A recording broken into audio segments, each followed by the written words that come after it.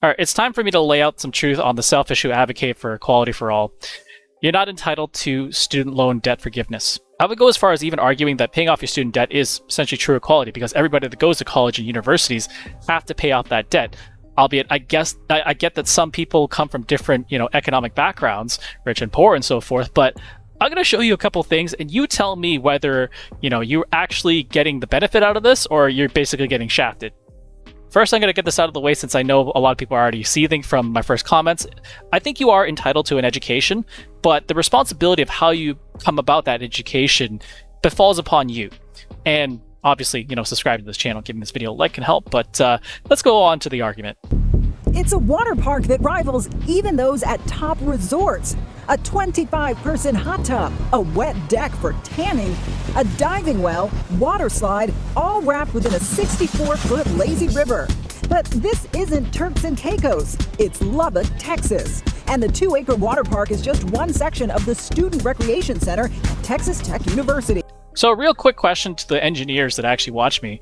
When you were learning about fluid dynamics, did you go to a water park and have classes at a water park? Because that's kind of interesting, because I don't know if they're actually using that for, educational purposes, or if it's just a water park to attract, as an amenities for students to go have fun in, just to add to the cost of tuition and so forth, right? But I digress. Let's keep watching and see where this goes. I have a couple friends that go to universities that just have like lap pool kind of deals, and it's just cool to tell them about our luxurious river.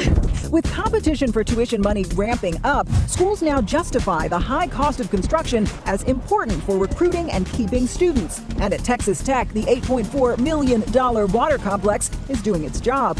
I was like, sweet, a pool. Enrollment this year is at an all-time high. I wanted to come here for my major specifically, but when I saw that they had a lazy river, that definitely moved it up on my top priority list. Now, I'm going to straight-faced ask you this. Do you think that these people that are going here every year need that $10,000 relief? Because let's go look at their tuition fees and how much they're actually paying. So going to their page, as you can see, it costs about $28,000 a year. And if you're a non-resident, $40K. Now, if you're taking, let's say a 4-year program, you just take this multiplied by 4. Now, looking at this cost breakdown, I'm seeing housing, meals, book supplies, transportation, miscellaneous, so forth or whatever, right? A, I'm not going to dig too deep. I don't know what miscellaneous is. B, I don't know why you need transportation in there unless you got caddies that shuffle you around campus or whatever.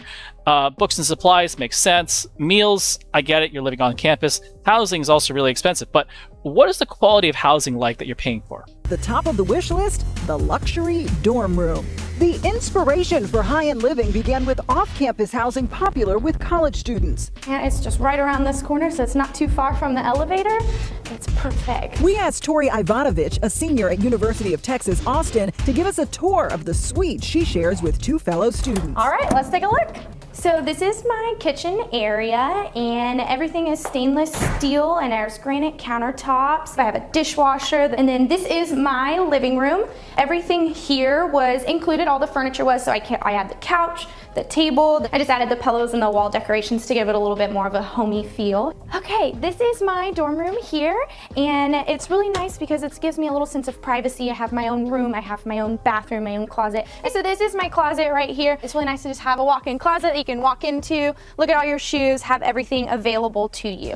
Gone are the boomer dorm rooms with bunk beds, cinder block walls, and communal bathrooms. Today, student housing is more likely to resemble Ivanovich's unit at the Callaway. So again, I throw the question back onto you.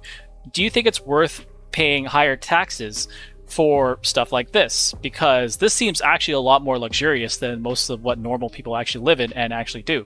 On the subject of taxes, you're paying a lot more if you actually read the Reduction Act. If you're making under 400K, obviously, up to interpretation. If you don't have to read it, you can read it, whatever. I don't really care. But you're always going to be paying taxes. Do you think it's fair that you pay for her and everybody else after that? Because I can guarantee you give these people an inch, they're going to take an absolute mile from this. In fact, if you actually look up where the funding for a lot of these federal student loans comes from, it says it comes from schools participating in the program receive each year from the U.S. Department of Education, which is essentially the government, which is funded by the taxpayers, which includes you as well. Let's look at that really quickly. So you accrued about $100,000 in student loans and at a 4.6% interest rate, which again, it's very generous because typically when you are in college or going to college and university, you have no credit history whatsoever. So you're the most unreliable person to loan to. But let's say you get it.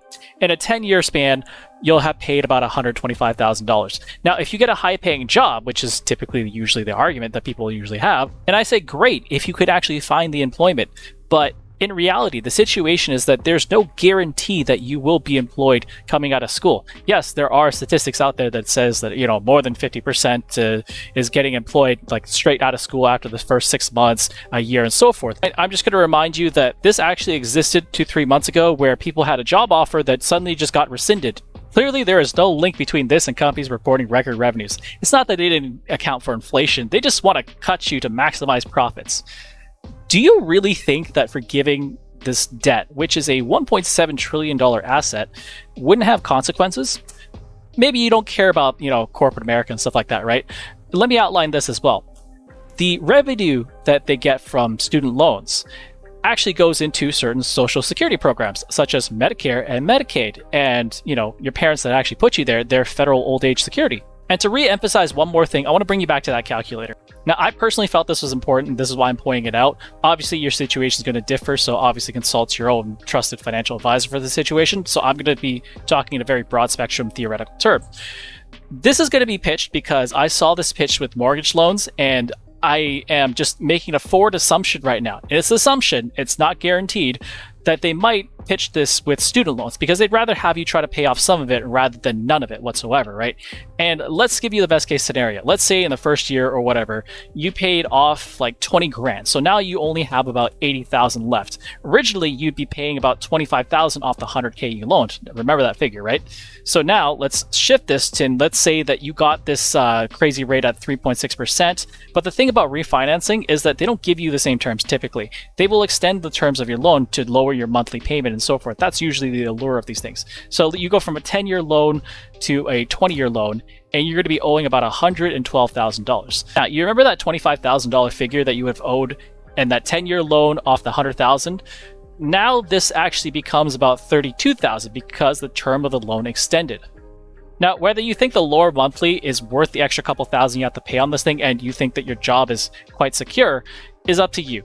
I can't speak to your own personal financial situation. There was a study I came across years ago, which I didn't believe, but nowadays, now that I'm older, I'm starting to believe it more. Even though it's still a hypothesis over 30 years old, it still stands up, and it's called the Bennett hypothesis, which holds that colleges will raise tuition when financial aid is increased. Meaning, essentially, that if you increase federal student aid, the college tuitions will go up by the same amount. I'll leave a link to some of the stuff down below. You guys can read it at your own leisure and stuff like that. But honestly, if your degree program or whatever nets you a high income job, up to you. I don't know. I can't speak to your situation, whatever field you picked and stuff like that, or whatever your job competition market is like. That's a decision you have to make and you have to calculate yourself. And what's kind of scary and funny about all this when I started researching this was that if you replace some of the event terminology with what happened in 2008 or what caused 2008, it's kind of scary. Like if you replace mortgages with student debt, it basically, it's probably too scary for most people right now with the market going down and so forth. So I'll leave it there. Let me know what you find and let me know what you want to know about next down in the comments down below. But just remember, just because you're a day trader doesn't mean you have to trade every single day.